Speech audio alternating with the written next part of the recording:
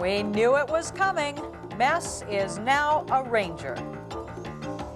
And in other news tonight, the purse strings drawn tight by City Council.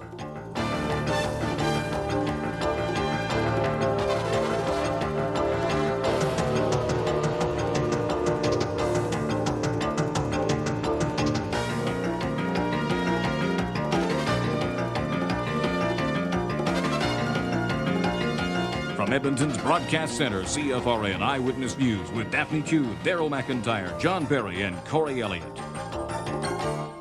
Well, Edmonton Oilers fans officially say goodbye to the heart and soul of the team. Mark Messier's trade is complete. He is now a New York Ranger. Tonight, Lisa Miller will take a look at the 4-player deal. What we got for one of the best hockey players in the world. The rest of the Oilers are in Calgary for their season opener tonight. We'll hear from play-by-play man Rod Phillips on Oiler reaction to today's Messier trade. And friends and family of this homegrown superstar will tell us how they feel now that Mark is gone to the Big Apple. Well, Corey Elliot joins us tonight from the sports department. Of course, we all knew Mark was going to be traded, but, you know, it's still kind of hard to see him put on the Rangers sweater and hold up his hands in victory, isn't it? Kind of an emotional moment, wasn't it? Yeah, it really was for me. The undisputed leader of the Edmonton Oilers has handed the team captaincy to his old buddy, Kevin Lowe. Number 11 has been swapped to the Rangers for 3 players who could lead them through the 90s. Our coverage begins with Lisa Miller looking at what the Oilers are getting in return for their heart and soul. On Forum Ice just hours after Ranger doctors gave him a clean bill of health last night in New York. The deal was finalized this morning. The Oilers dealt Messier and future considerations to New York for 30-year-old center Bernie Nichols and a pair of 20-year-old wingers, Stephen Rice and Louis DeBrusque. The Oilers, you know, had offered me a pretty substantial contract that I probably would have been happy with, but I just think that, you know, being 12, I've played 12 years there, and it was going to be sooner or later, and I just thought it would be best to do it now. I mean, it's sad for me to be able to trade Mark Messier, but it becomes more complicated than that because of what we're trying to do here now. Wayne Gretzky knows about the Oilers' youth movement firsthand. He skated alongside Yari Curry today in Winnipeg, both in LA Kings jerseys. I think he wanted to maybe play in LA, but obviously that wasn't going to happen. Mark is going to play very well in New York. He's going to be an impact player for them and maybe the leader that they need to get over the hump. And he makes them a legitimate Stanley Cup contender, and I look to him to do great things in that city. The Rangers are down 3,000 in season ticket sales and needed a marquee player like Mark Messier. The Oilers are losing their fan favorite and wondering who comes out ahead. I mean, whether or not we're going to be better with Mark or the 3 guys that we got, I can't speculate on that right now. I think that we're going to be a better team over the long run. Rice and DeBrusque are expected to arrive in Edmonton tomorrow.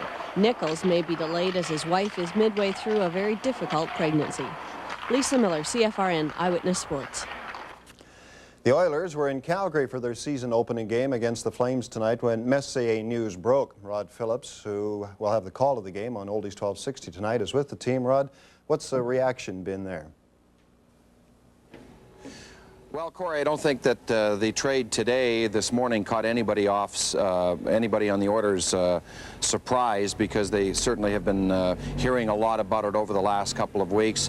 As far as the reaction of the team is concerned, it's been a very good reaction. The players are happy for Mark Messier. They're happy that he is playing where he wants to be, and they are generally, I think, excited about the new players coming to the hockey team. So the reaction as far as the Messier deal is concerned has been a very good one. Well, Rod, I would think it goes without saying that Messier has been a big leader on this team, and it's going to leave a vacuum when he's gone. Just how's it going to hurt the Oilers, in your opinion, now? Well, I don't think that there's any possibility of the Oilers ever replacing the leadership of Mark Messier. He was the Oilers' heart and soul for the last 12 years, a great leader on the ice and certainly in the dressing room. So the Oilers are not going to replace that. But the fact of the matter is that Mark did not want to play in Edmonton anymore, so he has now left, and it's a new breed of Oilers. Well, the trading of people like Anderson and Fuhrer and now Messier lowers the age of the Edmonton Oilers, but I also understand that talking to other people that the attitude of the team is also changing. One thing the coaches have talked about throughout the training camp is the good attitude that they have had at this training camp. They only have 5 players on the team now that are over 25 years old, only 5 players that have been with the team since 1985, so it really is a new look hockey team. The coaching staff like the attitude. Everything is very positive with the Oilers. They're a young team again. They're going to be a very tough team, a very aggressive hockey team. And the one thing that Ted Green has talked about has been the work ethic in the training camp. They really like the way the team has worked, and that means that they have a good attitude. Okay, thanks, Rod. Edmonton lost another piece of its hockey history today with the trading of Messier to the Rangers. And as John Loveland reports, his departure marks the end of a glorious era. It starts this way for hockey superstars, skating practice after school. That's how it started for Mark Messier at this St. Albert arena. Years ago, as he deked around imaginary defensemen, he was probably emulating someone else, the way these kids emulate him.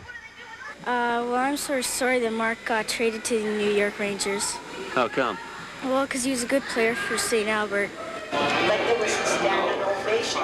At the St. Albert watering hole, formerly haunted by number 11, the regulars lament Edmonton's lack of hockey history and retired jerseys. Say like your kids or anybody's kids in years to come, they'll say, well, you'll mention Mark Messier's name. And they'll say, well, who's he?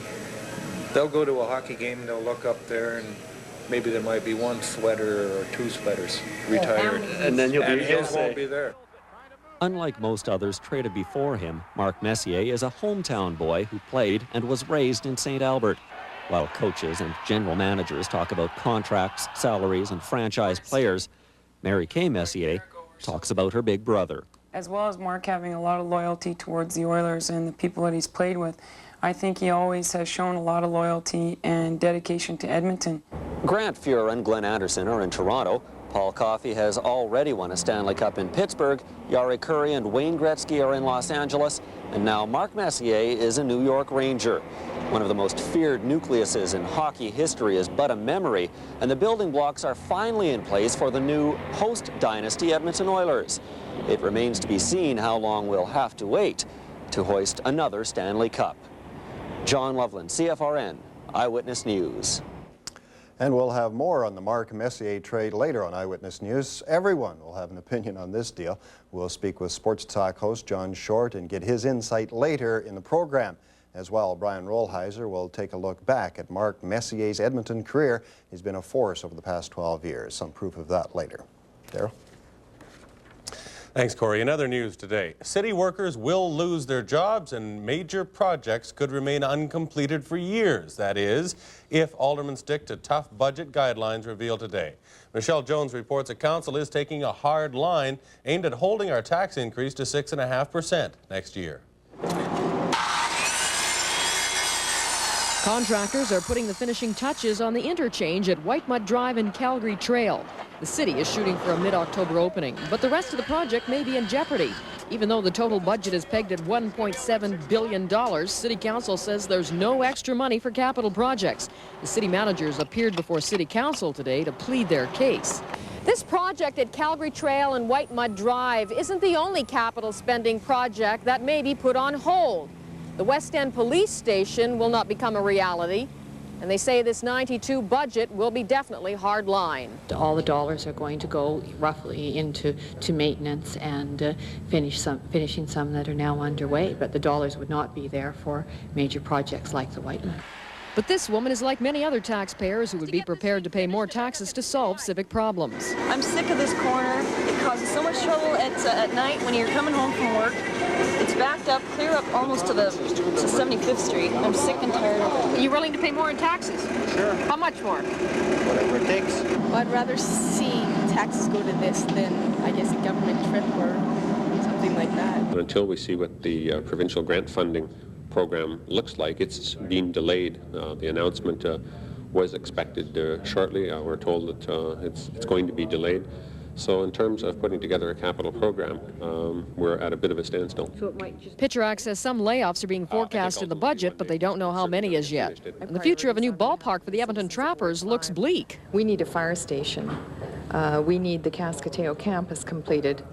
And first of all, we need White Mud Freeway completed. So those are capital projects that are certainly ahead of the ballpark in my view. The potential cuts come at a time when the police department is calling for even more money for community-based policing. It would allow us to put in place 12 community stations and 24 sworn officers in those stations. They'd work one at a time on rotating shifts, and that would allow us to keep the stations open 12 hours a day, 6 days a week. Just who wins and loses in next year's budget and how many city workers will lose their jobs won't be known until October 25th at the earliest. That's when City Council will see the actual budget requests from city departments. Michelle Jones, CFRN Eyewitness News. Helen Ridgway loves her animals and she never stopped fighting for them. Today her efforts paid off. The nonprofit Helen Ridgway Society has been given the Alberta Wildlife Park for $1. As Fred Kazikoff reports, Aunt Helen and her supporters are happy people today.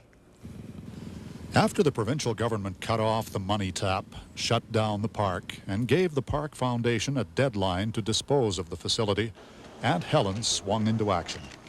Not long after this, the park was reopened, but the park benefactress was still afraid her beloved animals would be dislocated or destroyed.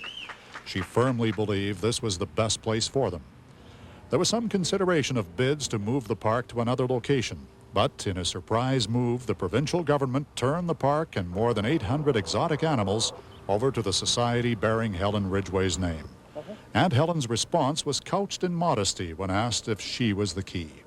Oh, no, I don't think so. I'm just one of a wonderful group of people that are working for it.